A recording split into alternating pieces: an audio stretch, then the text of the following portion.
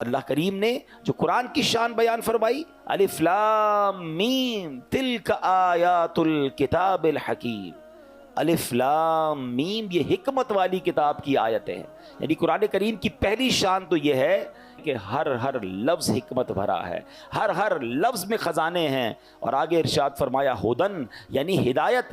دوسری شان یہ ہے کہ قرآن کریم صرف کتاب حکمت نہیں بلکہ کتاب ہدایت بھی ہے۔ قرآن کریم کی تلاوت کرے چاہے سمجھ کر کرتا ہو یا بغیر سمجھ کے کرے، عربی ہو یا عجمی ہو، عالم ہو یا بے پڑھا ہو، بس قرآن کریم کھولے، ادب کے ساتھ اس کے الفاظ مبارک اپنی زبان سے ادا کرتا جائے، اس کے ان الفاظ کی بھی تاثیر یہ ہے کہ وہ دل میں ہدایتیں اتار دیتا ہے۔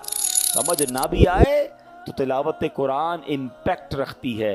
آج بھی آپ دیکھ لیں، ہم میں بہت سارے ایسے لوگ ہیں جن کو قرآن سمجھ نہیں آتا، لیکن کوئی بہترین قاری تلاوت کرے، کوئی بہترین قاری تراویح میں پڑھ رہا ہو تو قرآن سنتے جائیں تو دل نرم ہو جاتا ہے، آنکھوں سے آنسو نکلنا شروع ہو جاتے ہیں۔ اٹ مینز قرآن دل پر براہ راست اثر کرتا ہے۔ اور آگے فرمایا وَرَحْمَةً لِّلْمُحْسِنِينَ اور رحمت ہیں نیکوں کے لیے۔ تو قرآن کریم کی تیسری شان کیا ہے؟ جو اول تا آخر رحمت ہی رحمت ہے۔ دنیا کی کوئی ایسی کتاب نہیں جس کے ایک ایک حرف کو تلاوت کرنے پر 10 نیکیاں ملتی ہوں۔ یہ صرف قرآن پاک کی شان ہے۔ بندہ جب قرآن پاک کو کھول بیٹھتا ہے نا، صرف قرآن کو دیکھنا شروع کرتا ہے، پڑھنا شروع کرتا ہے، چھما چھم رحمتیں برسنا شروع ہو جاتی ہیں اور نیکیوں کا ذخیرہ جو ہے وہ بڑھتا چلا جاتا ہے۔ اب پیارے اسلامی بھائیوں، اب یہاں ہمیں بہت اہم بات قرآن سے جو میسج لینا ہے۔ آج ہم میں سے بہت سارے لوگ کچھ نہ کچھ پڑھ رہے ہوتے ہیں، کچھ کتاب سے پڑھ رہے ہوتے ہیں، کچھ فیس بک پہ پڑھ رہے ہوتے ہیں، کوئی یوٹیوب پہ دیکھ رہے ہوتے ہیں، کچھ سوشل میڈیا پوسٹیں ہماری نظروں سے آ رہی ہوتی ہیں، گھنٹوں ہمارا کچھ نہ کچھ ہماری آنکھوں کے سامنے سے گزرتا ہے، لوگ پڑھ رہے ہوتے ہیں۔ کچھ بھی پڑھنا ہو اس میں پہلی بات یہ چیک کرنی ہے کہ پڑھ کر ہدایت ملے تو پڑھ لو، فضولیات پر مبنی ہے تو بچ جاؤ۔